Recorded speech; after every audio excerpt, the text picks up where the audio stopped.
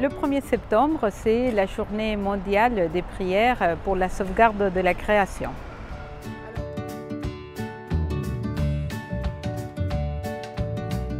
Cette journée a été instituée par le pape François il y a 2 ans et elle s'inscrit en fait à l'intérieur d'un temps pour la création plus large qui commence justement le 1er septembre, qui va jusqu'au 4 octobre.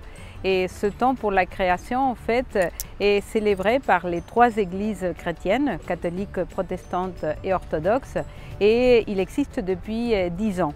Mais le pape François, il y a 2 ans, à la suite de l'encyclique Laudato Si, première encyclique consacrée à la question écologique, a voulu aussi marquer cette importance en désignant cette journée qui ouvre le temps pour la création comme une journée en plus spéciale pour prier et pour célébrer la création.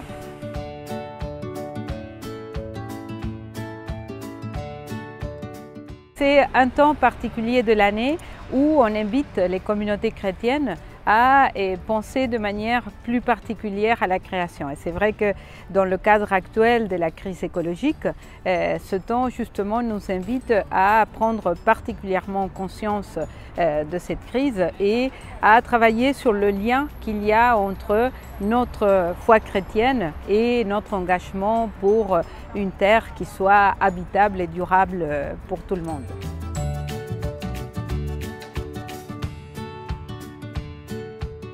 Alors, il y a plusieurs choses qui peuvent être faites. Je voudrais ici faire le lien avec une initiative que nous avons lancée en 2016, justement à la suite de Laudato Si, et qui est portée encore une fois par les 3 églises chrétiennes et qui justement essaye de proposer des choses très concrètes aux communautés chrétiennes pour répondre justement à ce temps en particulier, mais qui peut s'étaler toute l'année. C'est ce que nous appelons le label Église verte. C'est en fait un label justement. Toute l'information, on peut la retrouver sur un site internet qui est égliseverte.org. Et en fait, l'idée, c'est de pouvoir proposer aux communautés plein de pistes, des idées très concrètes de ce qu'on peut faire justement pour s'inscrire dans la conversion écologique que le pape nous invite à commencer. L'un des domaines de ce label Église verte, c'est justement la célébration. Et donc c'est un aspect important de voir comment, que ce soit dans la messe, que ce soit dans les célébrations, que ce soit aussi de faire à ce moment en particulier des célébrations écuméniques qui font attention plus particulièrement à la création, que ce soit dans les intentions, que ce soit dans les chants, que ce soit dans toute la présence florale dans l'église. C'est une manière très intéressante de faire présente la nature. Et puis beaucoup de communautés à cette occasion-là profitent justement pour proposer aux personnes de la communauté de faire une sortie dans la nature.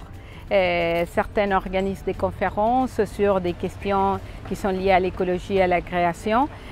Donc voilà, ils peuvent avoir plein d'initiatives différentes. Et dans le cadre d'Église verte, nous avons proposé que si on pouvait cette année, dans chaque diocèse, organiser des événements qui puissent être un peu rassembleurs, parce qu'en général, c'est les différentes paroisses qui organisent leurs événements. Et par exemple, à Paris, on aura à l'église Saint-Gabriel, le 7 octobre, une célébration qui est proposée à toutes les personnes d'Île-de-France, qui va être justement orientée vers la création. Elle sera présidée par l'archevêque de Paris, Monseigneur Ropetti. Et justement, Saint-Gabriel, c'est une église qui a été un peu pionnière sur des initiatives écologiques et aussi pour le label Église verte. Elle a créé un compost dans le terrain, dans le jardin de l'église qui est nourri par tous les paroissiens. Et donc, elle aura lieu à Saint-Gabriel. Ça sera toute la journée en plus de la célébration. Donc, il y aura aussi des ateliers autour de la question écologique. Donc voilà, ça prend des formes très différentes dans les diocèses, mais justement c'est un temps très particulier pour justement faire attention à quel point il y a un lien structurel entre la nature dans laquelle nous habitons et notre vie humaine et la foi qui nous habite. Alors c'est aussi un aspect important de faire présente la création en ce temps-là, c'est l'engagement citoyen en faveur de l'écologie. Et en fait, voilà, le pape très récemment vient d'adresser un message dans lequel il invite toutes les personnes à la pression citoyenne, à faire pression auprès des gouvernements pour qu'ils puissent prendre des décisions courageuses et à la hauteur de la gravité à laquelle on est aujourd'hui confronté. Il y a là un engagement qui est très important, surtout en vue de la COP 24.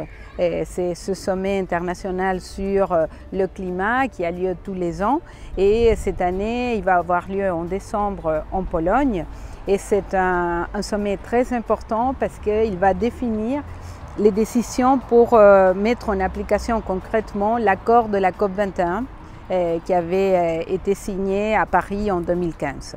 Donc c'est un moment clé, un peu comme la COP 21. Et voilà, et le pape nous invite, pas seulement à faire des célébrations en tant que chrétiens, mais à nous engager en tant que citoyens, avec tous les autres citoyens, pour que les décisions qui soient prises soient justement à la hauteur de la gravité de la crise écologique.